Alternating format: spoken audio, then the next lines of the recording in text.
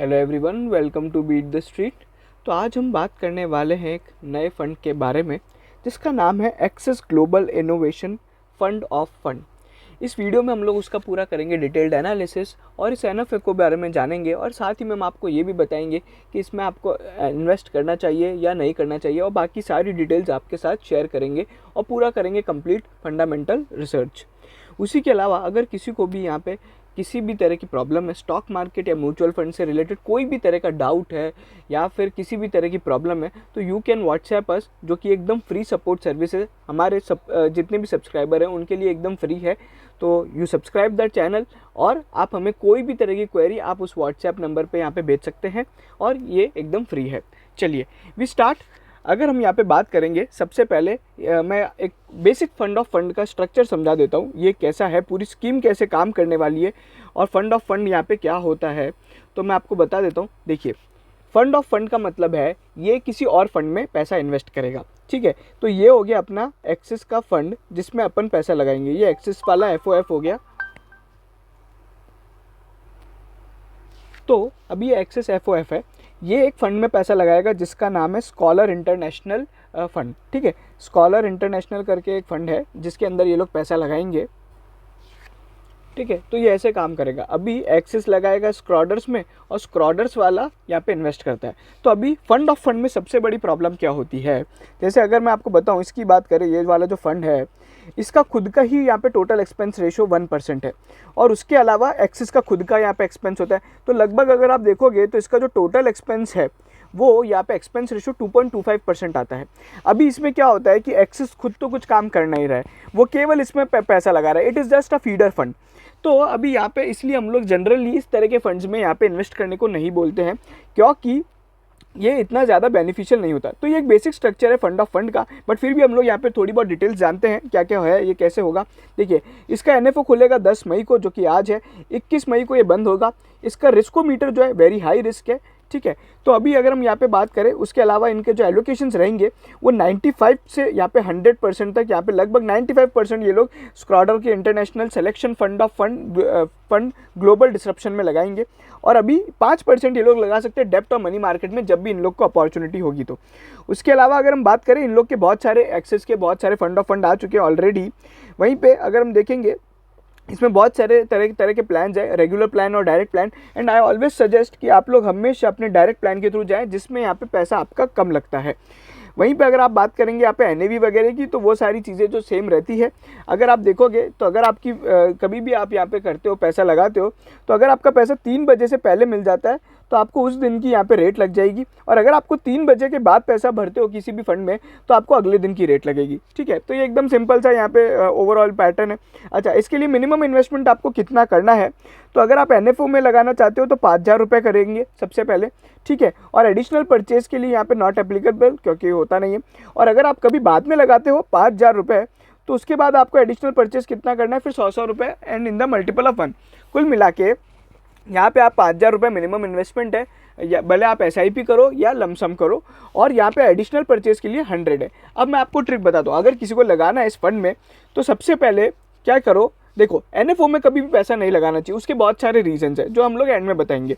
But अगर अपन ये मानते हैं कि पैसा इसमें पैसा लगाना है तो 5,000 रुपये पहले आप लमसम लगा लो। ठीक है, लमसम लगाओ, और उसके बाद अगर ये स्कीम अच्छी परफॉर्म करती है तो आप 100 रुपये से 100 रुपये से स्टार्ट करके आप कितने भी अमाउंट तक यहाँ पे आप अपने हिसाब से बार बार लमसम करते रहिए। नहीं तो आप उसकी यहाँ पे फिर इस तरीके से आप खुद ही डेट फिक्स कर लीजिए, हमें हर 5 तारीख को यहाँ पे इसमें पैसा डालना है, तो ये आपकी SIP हो जाएगी। बट आप डायरेक्ट SIP में जाओगे तो आपको हर महीने 5,000 रुपये देने पड़ेंगे।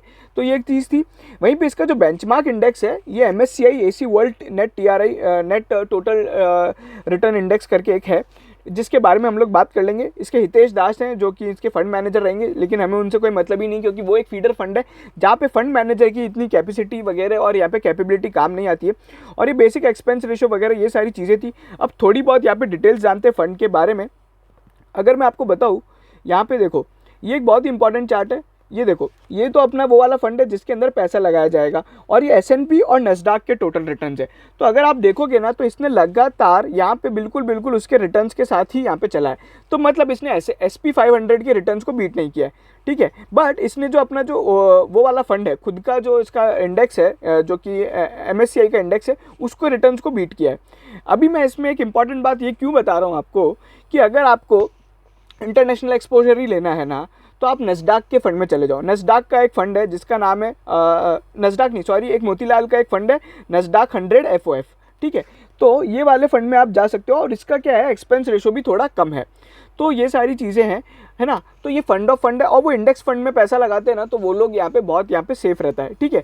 और लगभग उसने अपने नस्डैक के रिटर्न को बीट नहीं किया है ना, तो यहाँ पे आपको उसमें जाना चाहिए। दूसरी बात क्या है, अगर आपको देखना है इनके यहाँ पे पैसा कहाँ लगा रखा है इन लोग ने, इस फंड की जो टॉप होल्डिंग्स है, तो अल्फ़ाबेट, माइक्रोसॉफ्ट, अमेजॉन, TSMC, और अगर आप देखोगे तो Apple ink, visa, black rock, booking holdings, Texas, ASML, तो ये सब तरह की कंपनी है। और इनका जो एक्सपोजर है नॉर्थ अमेरिका इमर्जिंग मार्केट से सबसे ज़्यादा है, और फिर थोड़ा बहुत जापान और UK से है, और थोड़ा बहुत यूरोप से है। अच्छा, इसका एक्सपेंस रेशो मैं ऑलरेडी आपको बता चुका था कि यहाँ पे अगर आप देखोगे तो ये फंड का यहाँ पे 1.05 है, और अपना जो एक्सिस का फंड है उसका यहाँ पे 2.25% है। ओवरऑल अगर आप देखोगे तो इसका AUM, जो फंड जिसमें अपन लगा रहे हैं, उसका AUM 3,37,000 मिलियन है। तो अगर आप इसको देखोगे तो लगभग ये करीबन यहाँ पे काफ़ी अच्छा बड़ा फंड है, ठीक है। तो ये अच्छा खासा बड़ा फंड है, इसमें ओवरऑल यहाँ पे आप एक अच्छा पैसा बना सकते हैं। बट ये फंड ओवरऑल क्या है, ये दिसंबर 2018 में लॉन्च हुआ था, बट ये थोड़ा अब नया फंड हो जाता है क्योंकि 2018 में फंड लॉन्च हुआ है। इसके अलावा भी बहुत सारे फंड है जहाँ पे ये सारे में लगा सकते थे, बट ये थोड़ा फंड, ये कंपैरेटिवली ये जो फीडर फंड है ये यहाँ पे थोड़ा नया है। और उसके अलावा ऐसे हमने ऑलरेडी पहले बाजार में यहाँ पे तरह तरह के फंड्स देखे थे। अगर आप देखोगे ना तो यहाँ पे और भी तरह तरह के यहाँ पे फंड्स आए थे, जैसे कि फ्रैंकलिन US अपॉर्चुनिटीज़ फंड था, फिर यहाँ पे ICICI prudential US blue chip equity fund है। तो ये सारी तरह के बड़े बड़े फंड्स हैं जो फीडर फंड की तरह यहाँ पे काम करते हैं। अभी इसमें एक और इम्पॉर्टेंट बात ये है कि यहाँ पे एक जो सबसे इंपॉर्टेंट चीज़ है डिसरप्शन। डिसरप्शन का मतलब क्या है, देखो, डिसरप्शन की एक सिंपल डेफिनेशन है कि किसी भी मार्केट को यहाँ पे डिसरप्ट करना, ठीक है ना। डिसरप्शन का सिंपल मीनिंग है टेक्नोलॉजी या फिर अदरवाइज पूरी इंडस्ट्री के वर्किंग पैटर्न को चेंज करने वाली जो कंपनीज होती है उसे डिसरप्शन कहते हैं। इंडिया में डिसरप्शन कौन लाया था सबसे ज़्यादा, अगर आप सभी को पता होगा, जियो। तो वो एक डिसरप्शन है, ये लेके आए थे अपनी बिजनेस प्रैक्टिसेस से डिसरप्शन लाए थे, ठीक है। तो अभी और उसके अलावा अगर आप टेक्नोलॉजी से देखोगे तो टेक्नोलॉजी से डिसरप्शन कौन लेके आया, एक तरीके से पेटीएम लेके आया है, या फिर अपन देखेंगे ज़ीरोधा लेके आए। तो वो सारी चीज़ें, तो ओवरऑल ये डिसरप्शन की डेफिनेशन होती है। तो इस तरह के नए नए बिजनेस में ये लोग पैसा लगाएंगे। अभी एक इम्पॉर्टेंट बात ये है कि यहाँ पे सबसे ज़्यादा जो एक प्रॉब्लम है कि हाँ, अभी अगर आप देखोगे तो ये जो वो अपना इनका जो बेंचमार्क इंडेक्स है उसके रिटर्न को इन लोग ने कैसे बीट किया है, तो अगर आप देखोगे तो MSCI का रिटर्न 50% था, और इस फीडर जो फंड है इसका 66% है, और वहीं पे सिंस इंसेप्शन भी इसने अच्छा परफॉर्म किया है। बट मैं आपको क्या बोलूँगा कि ये तो ओवरऑल जो फंड है ना, इसमें इतना मज़ा नहीं है, ठीक है। और इसका रिस्कोमीटर भी हाई है, और इसमें पैसा भी ज़्यादा लग रहा है, फंड एक्सपेंस वगैरह भी ज़्यादा है, ठीक है। बाकी इसका अगर आप देखोगे परफॉर्मेंस अच्छा है, ठीक है, बट अपने पास अल्टरनेटिव्स बहुत सारे हैं। अब सबसे इंपॉर्टेंट बात, अल्टरनेटिव्स क्या क्या हो सकते हैं। देखो, एक तो मोतीलाल वाला जो मैंने बताया था आपको, एक तो नस्डैक का है, ठीक है। उसी के अलावा मोतीलाल का एक S&P 500 फंड है, ठीक है। तो ये दो फंड हो गए। फिर तीसरा आप लगा सकते हो ICICI prudential US blue chip equity में। और अगर वो नहीं लगाना है तो सबसे बेस्ट अभी चौथा फंड आया है NYSE, मिराई का एक आया है NYSE फैंग प्लस इंडेक्स। उसका हम लोग ने काफ़ी डिटेल्ड रिव्यू किया था, तो आप देख सकते हो।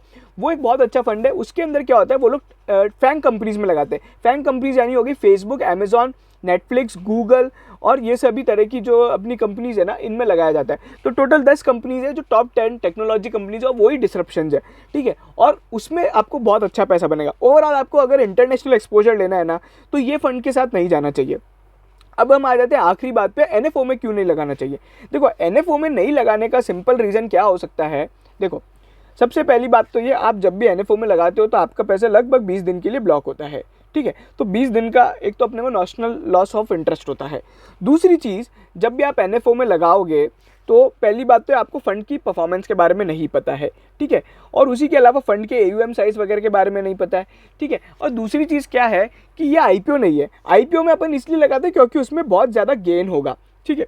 अभी आईपीओ में गेन क्यों होता है, क्योंकि आईपीओ में नंबर ऑफ शेयर्स लिमिटेड होते हैं, तो अगर इसलिए अपन फॉर चांस अपने को यहाँ पे पैसा अपन आईपीओ में इसलिए लगाते हैं क्योंकि नंबर ऑफ फंड्स तो वहाँ पे नंबर ऑफ शेयर्स लिमिटेड होते हैं, तो अगर डिमांड बढ़ती है तो आईपीओ का प्राइस अच्छा होता है और वो सारी चीज़ें होती है, और आईपीओ में लगाओगे तो आपको यहाँ पे एक लिस्टिंग गेन देखने को मिलता है। बट कभी भी एनएफओ के अंदर यहाँ पे किसी भी तरह का यहाँ पे लिस्टिंग गेन नहीं हो सकता, क्योंकि एनएफओ में नंबर ऑफ यूनिट्स जो होती है ना वो अनलिमिटेड होती है। ठीक है, अगर आप देखोगे ये फंड भी बहुत बड़ा है, तो इसमें जो यूनिट्स है वो अनलिमिटेड है, तो कभी भी इसमें लिस्टिंग गेन नहीं होगा।